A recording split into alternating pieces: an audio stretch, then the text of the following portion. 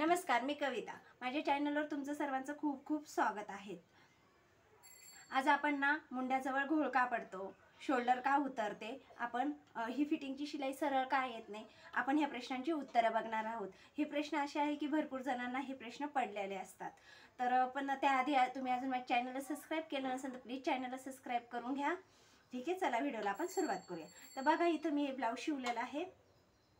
हे माझ्या कस्टमरचं ब्लाऊज आहे। तर मी फक्त तुम्हाला याच्यावर एक्झाम्पल म्हणून तुम्हाला फक्त याच्यावर दाखवते की हे इथं घोळ का पडतो, शोल्डर का उतरते ते म्हणून ना।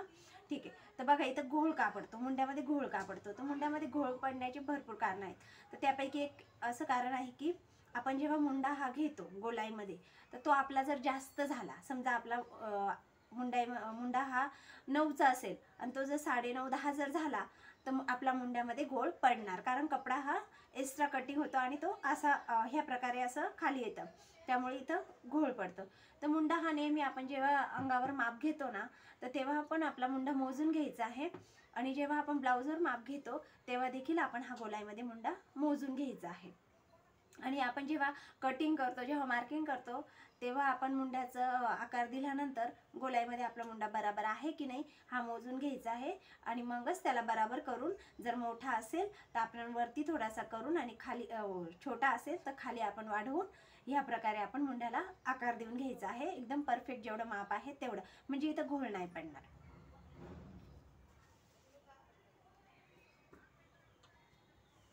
आता शोल्डर का उतरते, तर शोल्डर का उतरते, तर बघा शोल्डर उतरण्याची पण कारणं भरपूर आहेत। जेव्हा आपण शोल्डर जर आपल्या गळ्याच्या अकॉर्डिंग आपण शोल्डर टाकतो, पण आपला गळा जर डीप असेल आणि आपण शोल्डर जर मोठं घेतलं तर आपला शोल्डर ही उतरणार। आणि जेव्हा गळा डीप असतो तेव्हा आपल्याला शोल्डर कडून हे अर्धा इंच डाऊन करावंच लागतं, तेव्हाच आपलं प्रॉपर हे शोल्डर फिटिंगमध्ये बसतं। आणि अजून एक, पॉयपिंग जेव्हा करतो ना आपण, तेव्हा पॉयपिंग ओढून ओढून लावायची आहे, थोडीशी अशी ह्या प्रकारे अशी ओढून ओढून, खालचा गळ्याचा आकार नाही ओढायचा आहे। ही पॉयपिंग आहे ना ती ओढून लावायची आहे, म्हणजे जेणेकरून गळा एकदम टाईट बसतो, म्हणजे आपले शोल्डर उतरण्याचे प्रॉब्लेम पण इथं सॉल्व्ह होऊन जातात। आता मुंड्यामध्ये अजून एक प्रॉब्लेम आहे की मागच्या साईडने जास्त घोळ पडतो। हे बघा, ह्या दोन्ही साईडने ना भरपूर घोळ पडत असतो। तर तो का पडतो, तर जेव्हा पण आपला गळा डीप नेक असतो ना, तर आपण छातीचं माप जे घेतो ना त्याच्यापेक्षा आपल्याला अर्धा इंच इथे ना कमी टाकायचं आहे। मागच्या भागामध्ये हे अर्धा इंच कमी टाकायचं आहे, म्हणजे कारण हा गळा मोठा होतो आणि हा गळा असा फाकतो, हा गळा असा फाकतो, मग हा कपडा इकडे सरकतो आणि ह्या ठिकाणी खूप मोठा घोळ पडतो। आणि घोळ पडण्यामागे अजून एक कारण आहे की आपण शोल्डर आहे ना खूप जास्त जर घेतलं ना, शोल्डर जर जास्त घेतलं त्याच्याने पण इथं घोळ पडतो, म्हणजे शोल्डर जास्त घेतल्याने शोल्डर उतरतं पण आणि इथं घोळ पण पडतं।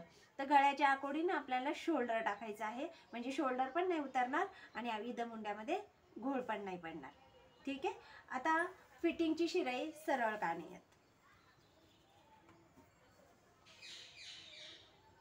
हे बघा।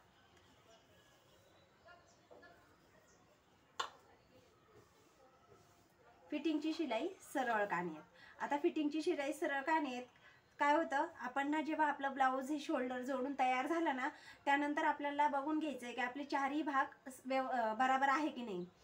पण आपण तसे जर बघितले नाही आणि डायरेक्ट जर फिटिंग केली बाह्या जोडून, तर कधी आपण जेव्हा कटिंग करतो, शिलाई करतो, तर थोडंफार कमी जास्त होत असतं। तर काय होतं मग, कधी हा भाग जास्त होतो, कधी हा भाग जास्त होतो, कधी हा कमी होतो, तर कधी हा कमी होतो। आणि त्यामुळे काय होतं, हा शिलाई आपण जेव्हा माप घेऊन जेव्हा शिलाई टाकतो तेव्हा ती सरळ येत नाही। त्यामुळे जेव्हा पण आपल्या ब्लाऊजचे शोल्डर जोडून झाल्यानंतर आहे ना, बघा ह्या प्रकारे आपल्याला बाह्या लावण्याच्या आधी आपल्याला ह्या प्रकारे हे चारही भाग आपल्याला असे बघून घ्यायचे आहे। हे बघा, अशी ठेवून घ्यायची आहे। आणि ही जी आपली आईची पट्टी आहे ती आपल्याला अशी बाहेरच्या साईडने इथं ठेवून, आणि ही बघा ह्या प्रकारे आपल्याला असं जोडून तर बघून घ्यायचं आहे की आपले चारही भागे बराबर आहे की नाही। समजा कमरेचा भाग काय होतं, हे कटोरी आपण वाढवतो, ती जर थोडी जरी जास्त वाढवल्या गेली तर हा कमरेचा भाग देखील आपला वाढल्या जातो। किंवा आपण जे टक्स मारतो तर इथे शिलाईमध्ये जर आपण कमी घेतलं तर आपला हा भाग वाढतो। तर त्यामुळे हे ना बघून घ्यायचं आहे, हे तर प्रॉपर शिलाई करायचीच आहे, पण समजा नाहीच आपल्या झालंच असेल काही प्रॉपर केली तरी बघून घ्यायचं आहे। आणि इथं जर जास्त झालं असेल तर थोडंसं हे कट करून घ्यायचं आहे। त्यानंतर जर आपण छातीमध्ये जर 1.5 इंच मार्जिन ठेवली आहे तर आपल्याला बाहीमध्ये आणि कमरघेरामध्ये सुद्धा 1.5 इंचच मार्जिन ठेवायची आहे, कमी किंवा जास्त करायची नाही. ती जर आपण समजा बाहीमध्ये 1 इंचाची मार्जिन ठेवली तर मग आपली शिलाई तिरपी येणार, बाहीमध्ये कमी येणार आणि इकडे जास्त येणार. किंवा आपला मुंडा जरी कमी झाला, कमी घेतला गेला तरी पण इथं आपल्याला शिलाई ही इकडं तिरपी घ्यावी लागते, जास्त इकडं घ्यावी लागते, ती शिलाई देखील तिरपी होऊन जाते. आता काय करायचं, हे सगळं आपले चारही भाग सगळे व्यवस्थित बघून घेतले आपण, सगळे चारही सारखे आहे, बाह्या जोडून घेतल्या. त्यानंतर आपल्याला हे बघा, आपल्याला इथं पहिले दंडघेर मोजून घ्यायचा आहे. आपला जो काही दंडघेर असेल तो मोजून घ्यायचा आहे, तिथे एक मार्किंग करायची आहे. त्यानंतर आपल्याला इथून छातीचं माप मोजून घ्यायचं आहे, तिथं पण आपल्याला एक मार्किंग करायची आहे. आणि त्यानंतर कमरघेर मोजून घ्यायचं आहे आणि तिथं पण आपल्याला एक मार्किंग करायची आहे. म्हणजे कमरघेराचा चौथा भाग, छातीचा चौथा भाग आणि दंडघेर हे सगळं मोजून घ्यायचं, मार्किंग करायची आहे आणि मग आपल्याला ही शिलाई मारायची आहे. आणि त्याआधी आपल्याला कडेला एक पहिली शिलाई मारून घ्यायची आहे आणि नंतर आपल्याला ही जी मेन फिटिंगची शिलाई आहे ती मारायची आहे. म्हणजे आपली शिलाई व्यवस्थित प्रॉपर येते आणि छान दिसते. तर मी प्रयत्न केला आहे तुम्हाला हे सगळे प्रॉब्लेम सॉल्व करण्याचं, म्हणजे का होतात व मुंड्याला घोळ का पडतो, शोल्डर का उतरते, शिलाईची टिप सरळ का नाही येत, मी माझ्या परीने भरपूर प्रयत्न केला आहे. आय होप तुम्हाला व्हिडिओ आवडला असेल. व्हिडिओ आवडला असेल तर व्हिडिओला लाईक करा. अजून माझ्या चॅनलला सबस्क्राईब केलं नसेल तर प्लीज चॅनलला सबस्क्राईब करा.